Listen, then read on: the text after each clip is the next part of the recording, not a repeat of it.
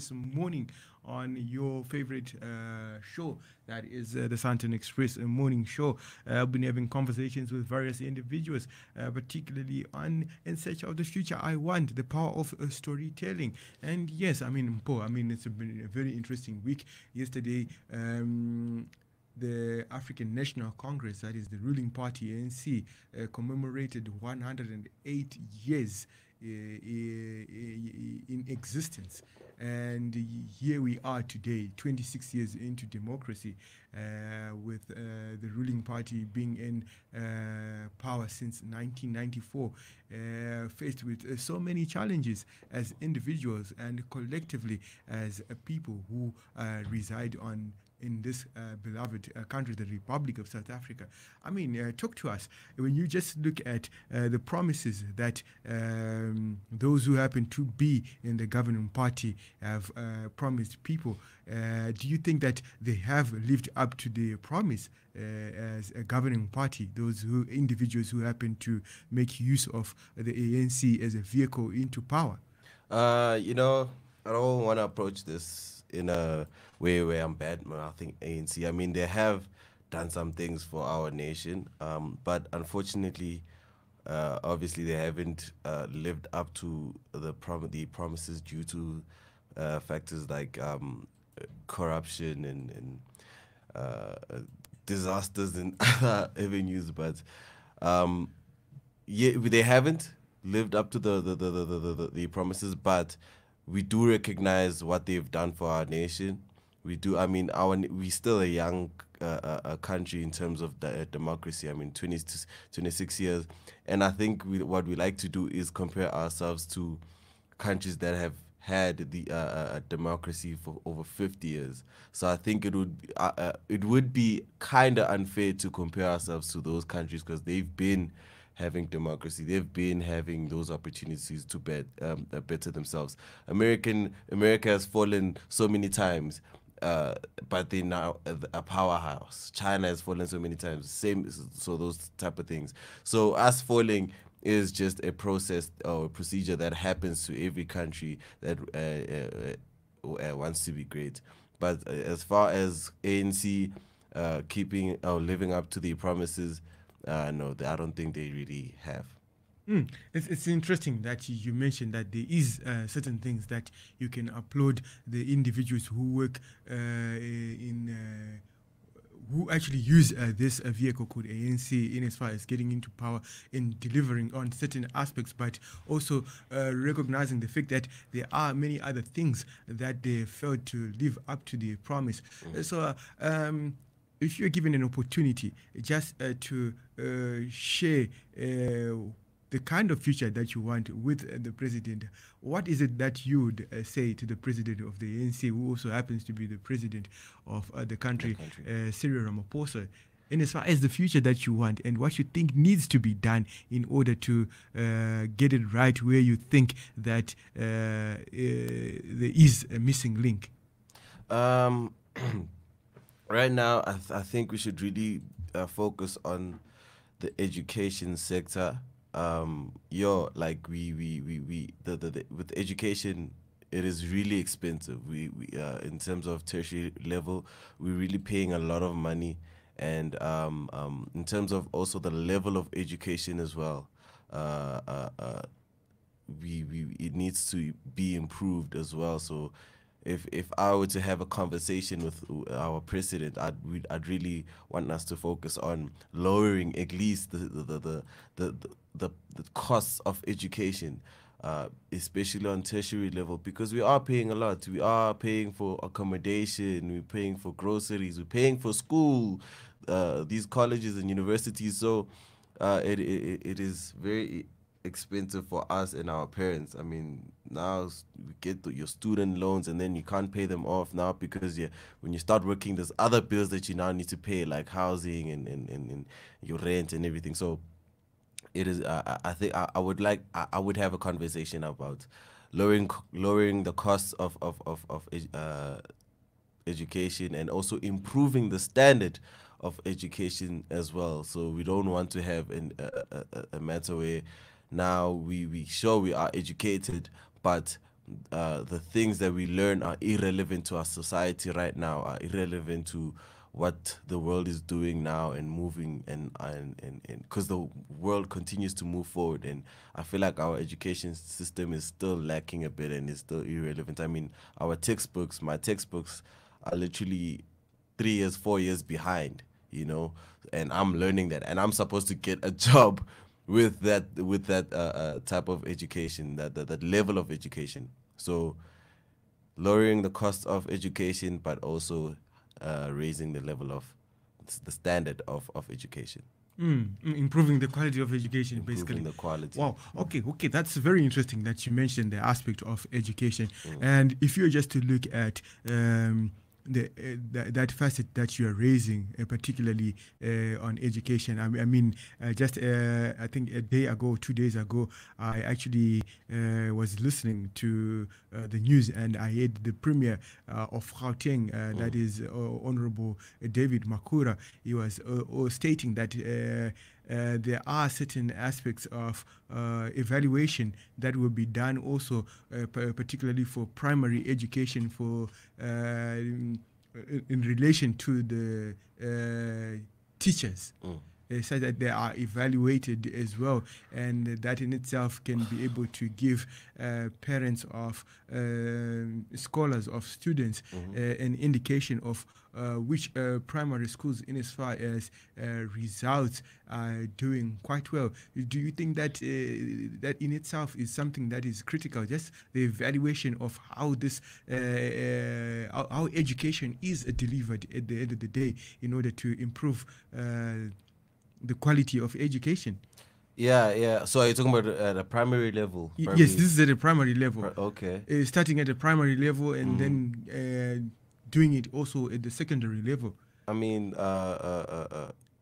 evaluating. So you're saying evaluating educators as to the quality of education as well? Yes, basically, it's the same, proposing evaluation of how teachers are providing education to scholars. Yeah, I think it is really important in that aspect, because we've had situations where educators are also, and I'm not trying to badmouth educators or teachers, but we've had cases where now some teachers are really not informed of certain things and are still outdated in terms of the knowledge, because, like I said in my previous comment, the world moves forward, right? But we are still using resources that were relevant in 2015, 2014. So that means also our teachers are not also there or updated as well in terms of that knowledge. So it is very important that if we evaluate that point where now educators are still teaching things that are irrelevant to what's happening right now, and it becomes difficult for a student to approach the educator and be like, okay, but this is no longer relevant, and the teacher will find it very condescending. They will feel like, no, this person thinks they know more, but we actually know, but it's not a thing of we know more. They feel undermined at the end of the day. Undermined, yes, and they feel And how best do you think that using media, in particular radio, that divide, that bridge can be actually be that gap can be bridged, that missing link can be bridged? From the understanding of the student and the educator. Yes, to raise certain issues like that, where you are saying that at the end of the day, when you look at the quality of education, okay, there's an aspect of certain aspects of it being outdated. So how best can that bridge be kept, that gap be bridged, in as far as ensuring that at the end of the day, an educator is not offended when somebody raises their concern that I feel this is a bit outdated and we need it to be updated to be in line with current trends per se. I think also, like with the role of media, we are supposed to be also we also supposed to educate in a way people, our listeners, people who are listening, and platforms like radio and stuff. So obviously we should be giving off knowledge that obviously empowers and inspires the student to learn more. But we also need to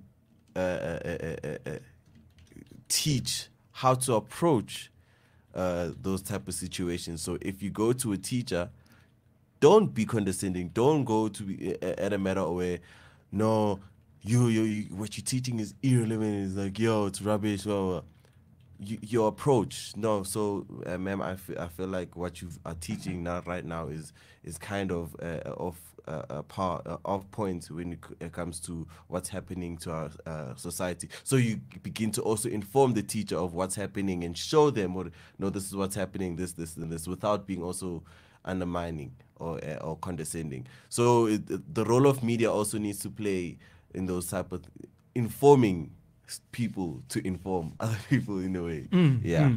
Well, good morning to MC Wildfire. Good morning to Mutunga Mawera. Good morning to Connie Van Nekek, who happens to also be following the conversation that we are having. Hope that you are finding this conversation insightful, and we also love to hear from you. Add your voice to this particular conversation that is taking place on the 1873 FM. Just simply tell your story. That's all that you have to do. Tell us what it is that is happening in your community, in your network, and also just even insights that you could share, particularly when we talk of in search of the future that you want. How best can that future be secured, and what sort of conversations do you think that ought to be engaged in as far as the future that you want? On that note, we go on a quick break. Keep it locked on your channel of choice, the 1873 FM. Your voice, your power. A track titled "Ready to Learn" by the 1873 United Artists.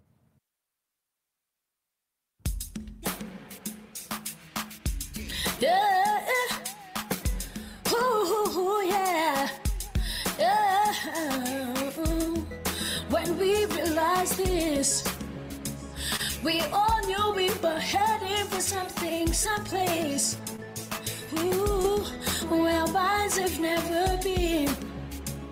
It frightens us that we never understood the true value of time. Yeah. Ooh, yeah. Ooh. Now we are ready to learn, oh yeah, of the power of grace. Without we would not be where we are today. Now we are ready to learn, oh yeah, of the power of grace. Without we would not be where we are today. Now we are ready to learn of the power of grace. Without we would not be where we are today. Yeah. Let's go deep from Haiti 73 Network. Yeah. Ooh, yeah. It's big. Check. The power of grace, a blessing to the human race. Determination, you can see it in my face. Forever certain, no such thing as just in case. With God by my side, I'm never feeling out of place. The message he delivers, people try to erase, but that will never come to pass. So hit the brakes and make no mistake, cause you cannot replace divine intervention. That could never be the case. Through 1873, I'm headed to a place our minds have never been. I've been on the road since I was 17. Now I'm headed to a place our eyes have never seen. Now I understand the value of time. Never waste any of it, we capitalize. Quite ready to learn now that the past is behind. Never underestimate something so divine. Now we are ready to learn of the power of grace. Without we would not be where we are today. Now we are ready to learn of the power of grace. Without we would not be where we are today. Now we are ready to learn of the power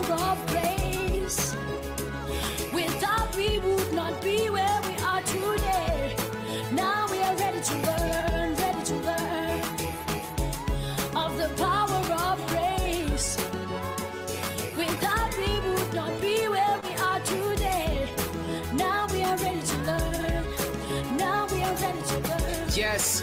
Now we're ready. Alright. I want you to feel this. Look. Said when we realize this,